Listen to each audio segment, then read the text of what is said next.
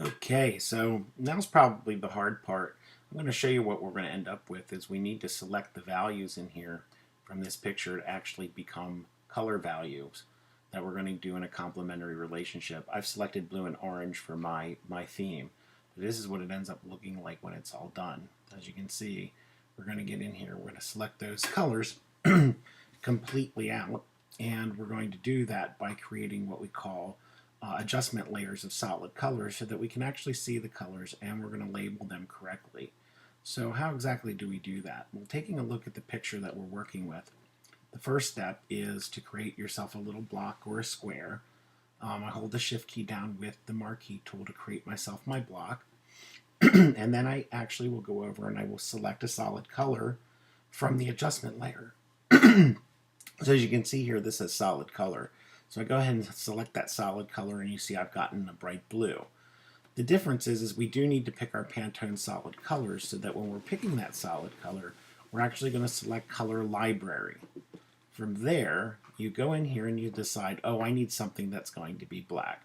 So what I did was I selected Pantone 2766C. In that case, I'm just go ahead and click OK, and I change this to 2766C. And there's my first color selected. Then I take my move tool. The move tool will allow me to move this square wherever I want, but I'm going to hold down the Alt key.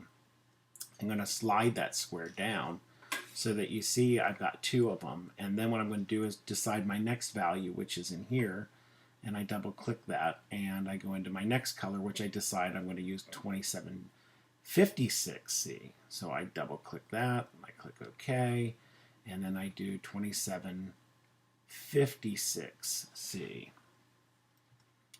And get rid of the word copy because I don't need that. So I know these are the Pantone colors that I'm selecting. You will notice when I get done that I've selected the colors all the way through. Now you'll notice that my colors on my layers palette are going one direction and they're going a different direction here. I certainly can move these layers anytime I want to change their direction and position for where I want them to be if I want them to match exactly as I've done this in here.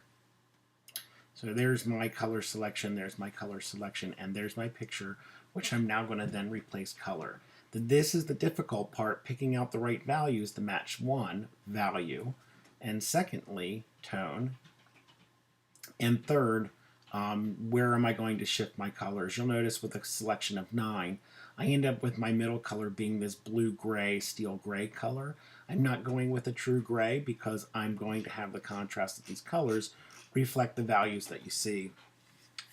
This looks a little dark still, so we're going to see how this works out, but if I need to change this color, I certainly can.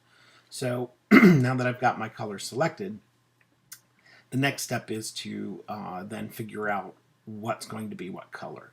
So I've got all my layers here ready to go, and that is the second step. This one does take the longest. And of course, this is using Photoshop. Illustrator's coming up soon. Okay, thank you.